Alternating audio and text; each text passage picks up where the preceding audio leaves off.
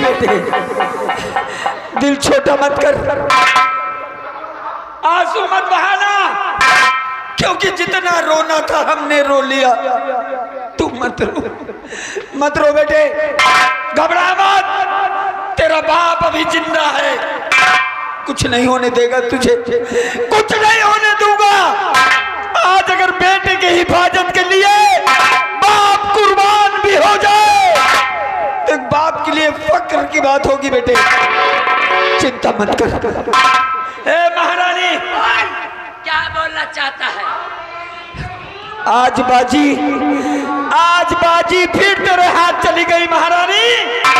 चल मार गोली, खड़ा है तेरे सामने सत्यजीत, छलनी कर दे मेरा सीना और निकाल ले अपने दिल की भड़ास। हराम चाहतो, बाप और बेटा मरने के लिए तैयार हो जाओ। किसी को याद करना है याद कर ले, लेकिन आज कलावती के कहर से तुझे कोई नहीं बचा सकता। कहे कि कलावती नाम है हमारा, और कलावती का दबदबा था और दबदबा है और दबदबा हराम चाहते।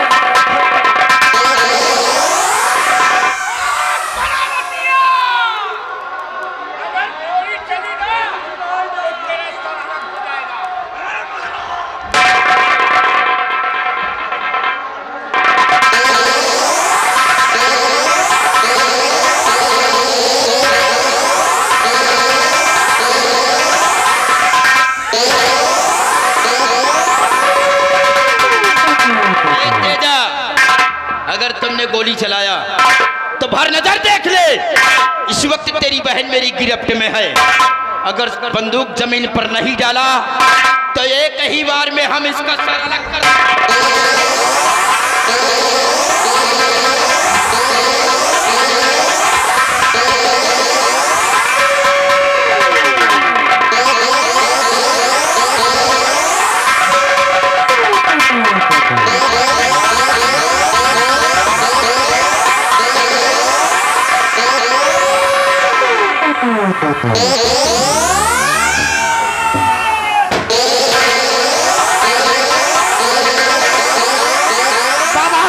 बाबा कौन हो तुम? कौन हो बाबा? महाराज, मैं और कोई नहीं, वही तुम्हारे दरबार का रहने वाला खजांची हूँ महाराज, जिसको तुमने भरे राज दरबार धक्के मारकर बाहर निकलवा दिया। और मैं अपने आप को जिंदा रहने के लिए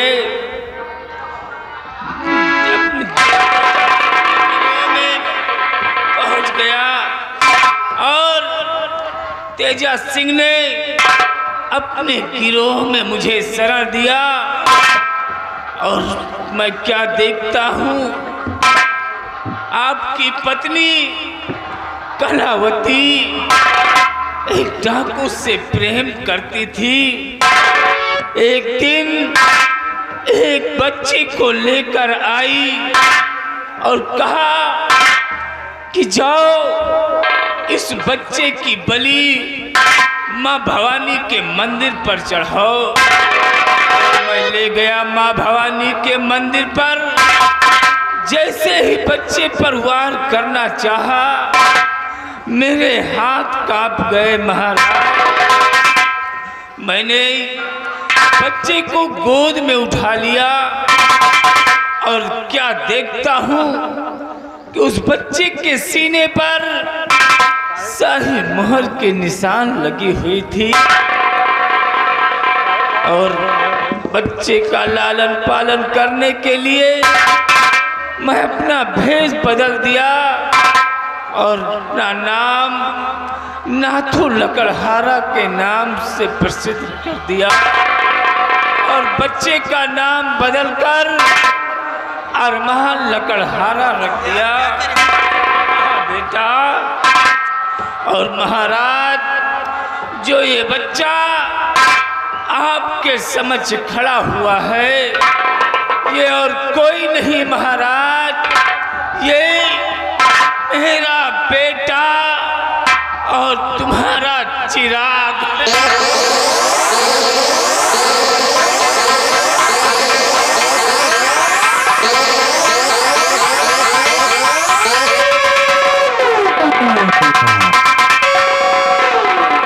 बेटी, तू मेरा चिराग है, तू मेरा चिराग है मेरे लाल। आजा, हमारे सीने से लग जा। मुझे उसी दिन एहसास हो रहा था जिस दिन मैंने आपको कुएं के बाहर निकाला था। आपको देखकर मुझे लगता था कि आपसे हमारा कोई बहुत गहरा संबंध है, आपसे हमारा खून का रिश्ता है। पिताजी,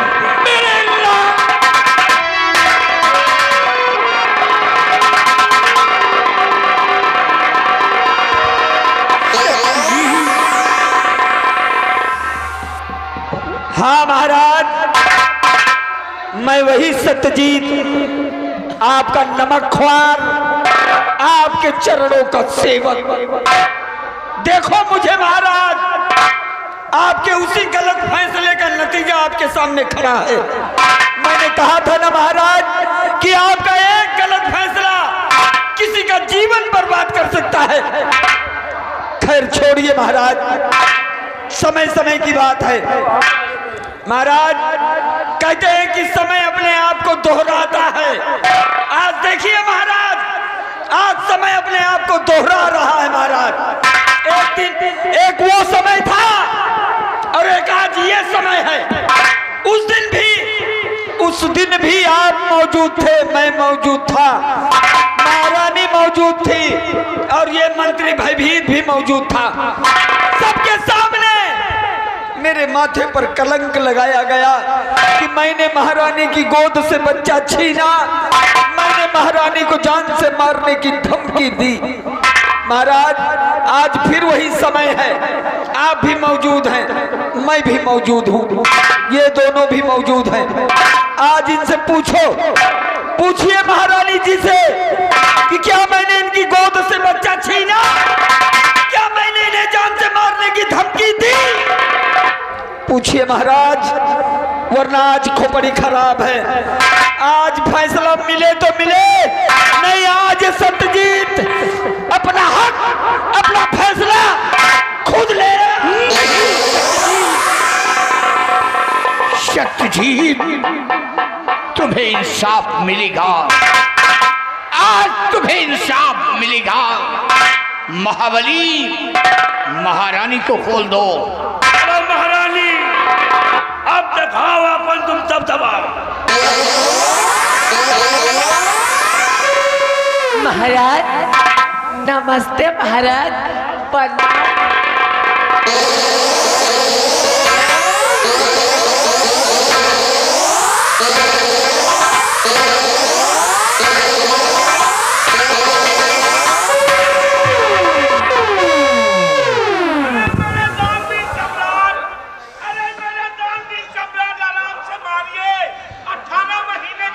आराम से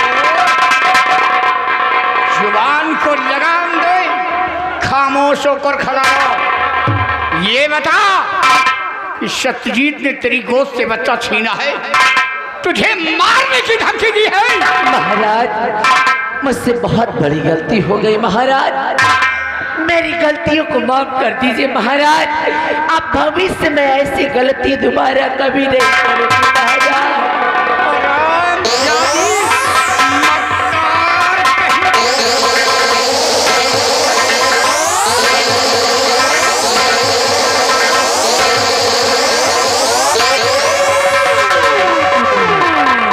पिताजी, आप तकलीफ मत कीजिए।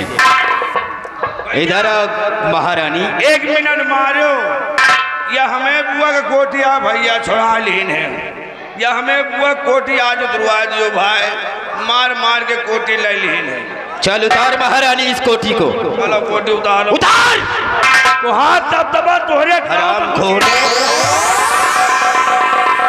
जो अपने सुहाग की न हुई वो औरत किसी की नहीं हो सकती है।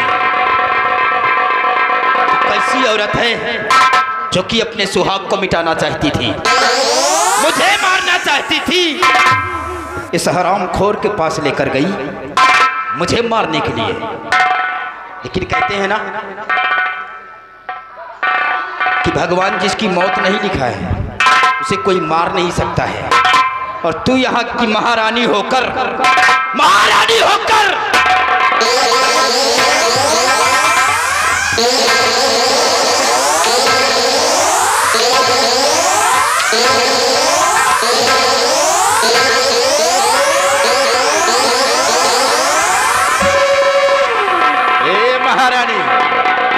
हरामखोर, तूने कर्म ऐसे किए हैं, तूने कर्म ऐसे किए हैं कि तुझे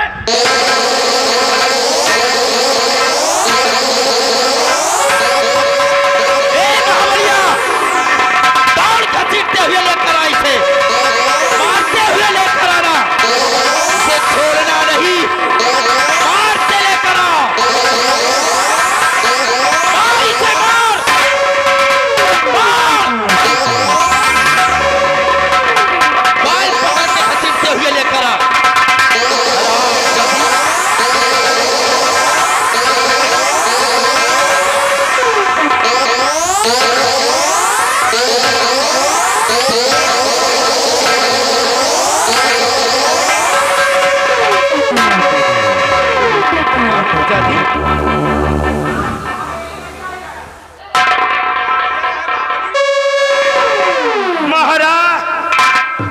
सोचा तो ये कि हम इनके खाली अकेल मन से दू हैं, अरे महाराज के 3 मन से दू हैं।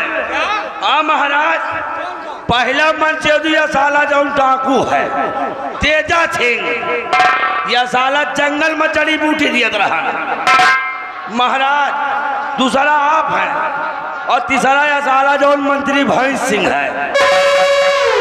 और महाराज मार मार हमको मुसरी चुंगा नहीं, कबो गवाही नहीं दिए दी। एक दिन गवाही देवो भैंस या साला भैंस सिंह, यही भयभीत कहता था कि महाबलिया साला झूठ बोल रहा। अरे महारानी है ये कुकुर है खड़ी हो,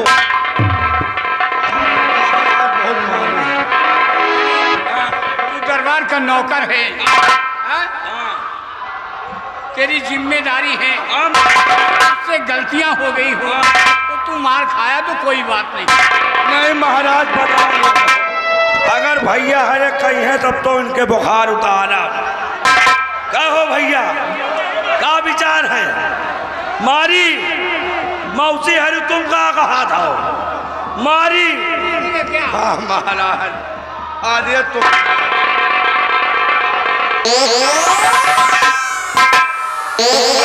महारानी जी सेहत के हिसाब से हमों को दिखाई है, अब तुम्हारे सेहत के हिसाब से सही है कि नहीं? तैयार हो जाओ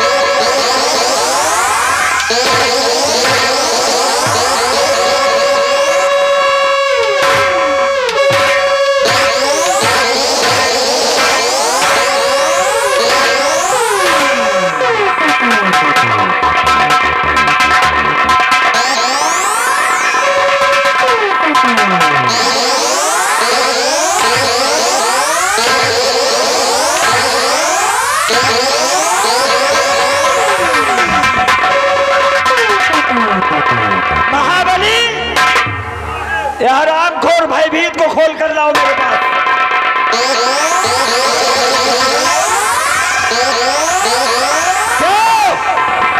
भयभीत सिंह, क्यों किया तूने मेरे साथ ऐसा?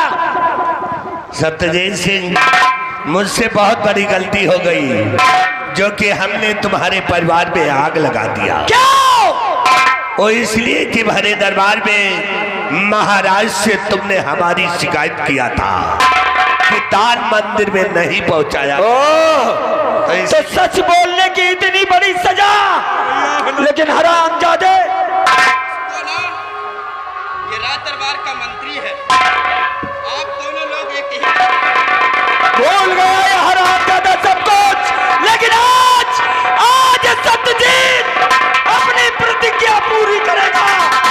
कसम खाई है मैंने कि जब तक अपनी रूपा को इंसाफ नहीं दिला दूंगा, तब तक अन्न जल ग्रहण नहीं करूंगा। हरामजादे भयभीत, ले रूपा, ये तेरा पति सत्यजीत तुझे इंसाफ दिला रहा है।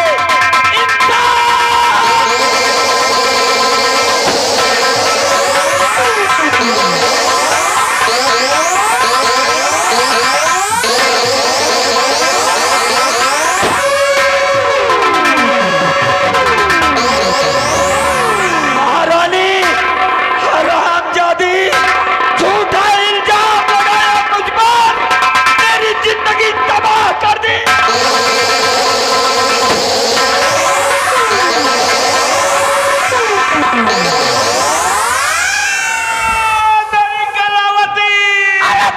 कलावती के चोते,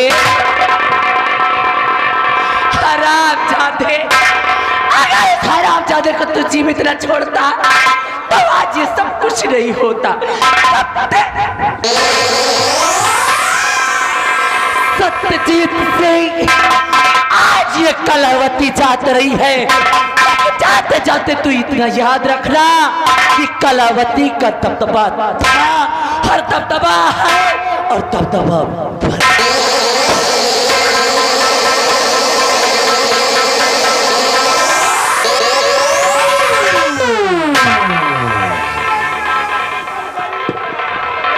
तेजा, मैं जितना पूछता हूँ सिर्फ उसका जवाब देना, और अगर तुमने सही सही जवाब नहीं दिया तो साले तेरे बदन की चमड़ी खुरच कर रख दूंगा।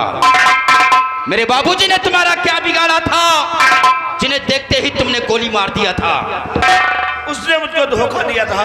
कैसा धोखा दिया था? बच्चे की बलि चढ़ाने को हमने उसको आदेश दिया, लेकिन उसने बच्चे की बलि नहीं किया, बल्कि बच्चे को लेकर भाग गया और आज तक मेरे सामने कभी नहीं आया। आज आया तो मुझको गुस्सा आ गया, उसको गोली मार दिया। मतलब उन्होंने अच्छा कार्य किया तो तुमने उन्हें देखते ही गोली मार दिया। और तेजा, कहते हैं कि जन्म देने वाले से बड़ा परवरिश करने वाला होता है। उन्होंने मुझे माँ की ममता और पिता का प्यार दिया था, वो मेरे बाप थे, और मेरी नजरों के सामने तुमने मेरे बाप को मारा है।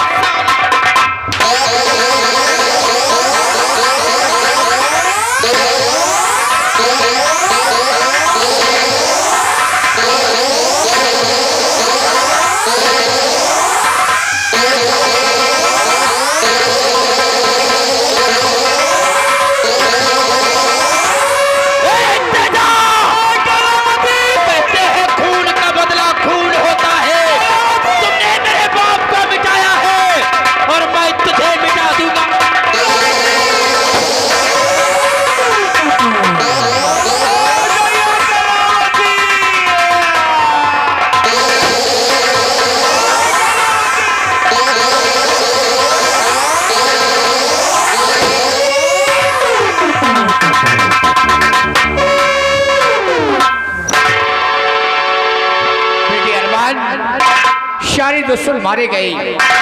आओ तुम बच्चों का हम विवाह रचाते हैं।